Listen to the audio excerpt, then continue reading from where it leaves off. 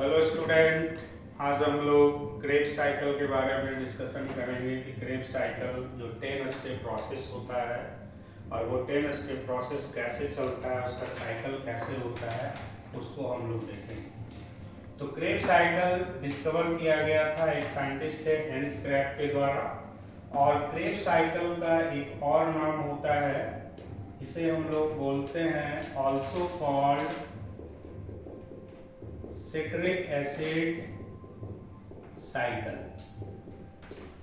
अब हम लोग को समझना है कि क्रेब्स साइकिल में होता क्या है। तो इससे पहले हम लोगों ने प्रीवियस क्लास में लिंक रिएक्शन देखा था और लिंक रिएक्शन में हम बताए थे कि एसिटाइल कोएंजाइम ए बनता है और एसिटाइल कोएंजाइम ऑक्सैलोएसेटिक से रिएक्ट करता है। और ये एसिटाइल कोएंजाइम जो होता है ये 2 कार्बन कंपाउंड्स होते हैं और ऑक्सैलोएसेटिक एसिड जो है 4 कार्बन कंपाउंड्स होते हैं। ये दोनों आपस में कंबाइन करने के बाद ये 6 कार्बन कंपाउंड बनाते हैं, दैट इज सिट्रिक एसिड। और इसीलिए इसको सिट्रिक एसिड साइकिल कहते हैं, क्योंकि क्रेब्स साइकिल में जो फर्स्ट स्टेबल कंपाउंड्स होते हैं वो होते हैं सिट्रिक एसिड। अब ये सिट्रिक एसिड जो है एकोनिटेज एंजाइम के प्रेजेंस में ये चेंज होता है 6 एकोनिटिक एसिड में। और जब ये 6 एकोनिटिक एसिड में चेंज होता है तो यहाँ से वाटर मॉलिक्यूल लूज करते हैं। अब 6 एकोनिटिक एसिड चेंज होता है आइसोसिट्रिक एसिड में, तो फिर वाटर मॉलिक्यूल इसमें ऐड हो जाता है। अब सिट्रिक एसिड चेंज हुआ, 6 एकोनिटिक एसिड चेंज हुआ आइसोसिट्रिक एसिड में और आइसोसिट्रिक एसिड अब चेंज होता है ऑक्सैलोसक्सेनिक एसिड में। यहाँ पर एक स्टेप होता है जिसको हम लोग बोलते हैं डिहाइड्रोजिनेशन। और ये डिहाइड्रोजिनेशन में NAD चेंज होता है NADH2 में in the presence of dehydrogenase enzyme. तो आइसोसिट्रिक एसिड जो है ऑक्सैलोसक्सेनिक एसिड में चेंज हो जाता है। और ये 6 कार्बन कंपाउंड है, ये भी 6 कार्बन कंपाउंड, ये भी 6 कार्बन कंपाउंड और ये भी 6 कार्बन कंपाउंड है।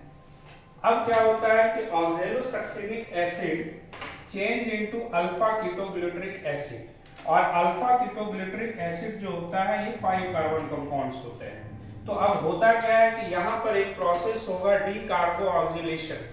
तो ऑक्सैलोसक्सेनिक एसिड से एक कार्बन निकलेगा in the form of CO2 और ये 6 कार्बन कंपाउंड चेंज हो जाएगा 5 कार्बन कंपाउंड्स में। तो ये अल्फा कीटोग्लिसरिक एसिड बन गया। अब अल्फा कीटोग्लिसरिक एसिड में डिहाइड्रोजिनेशन भी होगा और साथ साथ डी कार्बोऑक्सिलेशन भी होगा।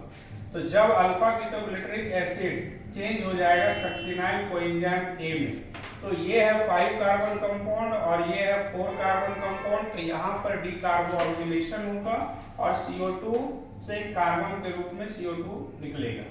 अब यहाँ पे डिहाइड्रोजिनेशन भी होगा और यहाँ पे NAD से NADH2 बनेगा। अब succinyl coenzyme change into succinic acid और यहाँ पे डायरेक्टली क्रेब्स साइकिल में एक GATP मिलेगा। GTP का मतलब होता है गायनोसाइन ट्राइफॉस्फेट, यानी गायनोसाइन डाइफॉस्फेट चेंज इनटू गायनोसाइन ट्राइफॉस्फेट और succinyl coenzyme change into succinic acid. अब सक्सेनिक एसिड जो चेंज होता है वो फ्यूमरिक एसिड में चेंज होता है। तो यहाँ पर होता क्या है कि एंजाइम होता है डायटिसक्सिनेट डिहाइड्रोजिनेज और ये माइटोकॉन्ड्रिया के इनर मेम्ब्रेन में होगा और यहाँ पे FAD चेंज होता है FADH2 में, ये रिड्यूस्ड डिहाइड्रोजिनेशन होगा और सक्सिनिक एसिड चेंज हो जाता है फ्यूमरिक एसिड में।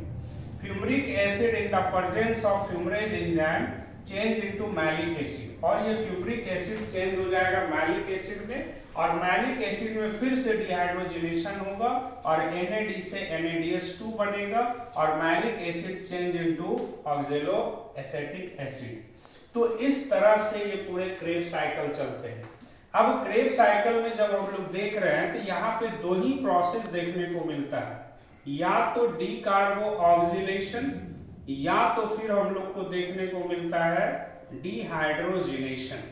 तो यहाँ पे याद रखना है आपको कि जब डी कार्बोऑक्सिलेशन हो तो आपको समझना है कि CO2 रिलीज हो रहा है और डिहाइड्रोजनेशन हो रहा है मतलब कि ऑक्सीडेशन हो रहा है, और ऑक्सीडेशन हो रहा है तो यहाँ पे हाइड्रोजन रिलीज हो रहा है इस स्टेप पे, यहाँ पे भी हाइड्रोजन रिलीज हो रहा है, यहाँ पे भी हाइड्रोजन निकल रहा है, और यहाँ पे भी हाइड्रोजन निकल रहा है। मतलब 4 स्टेप है जहाँ पे ऑक्सीडेशन हो रहा है, स्टेप नंबर 4, स्टेप नंबर 6 और स्टेप नंबर 8 और स्टेप नंबर 10 पे जब हम लोग देखते हैं तो यहाँ पे ऑक्सीडेशन हो रहा है।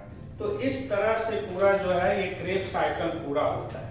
और एक चीज एंजाइम के बारे में बता दें बच्चों कि जब भी डिहाइड्रोजनेशन होगा तो एंजाइम होगा डिहाइड्रोजिनेज, और जब भी डीकार्बोक्सिलेशन होगा तो एंजाइम होगा कार्बोजिलेज। एंजाइम हम लोग यूज करेंगे कार्बोजिलेज। तो आई थिंक हमको लगता है कि अब आप लोग क्रेब्स साइकिल समझ गए होंगे, और फिर हम लोग नेक्स्ट वीडियो के साथ फिर हम लोग मिलेंगे।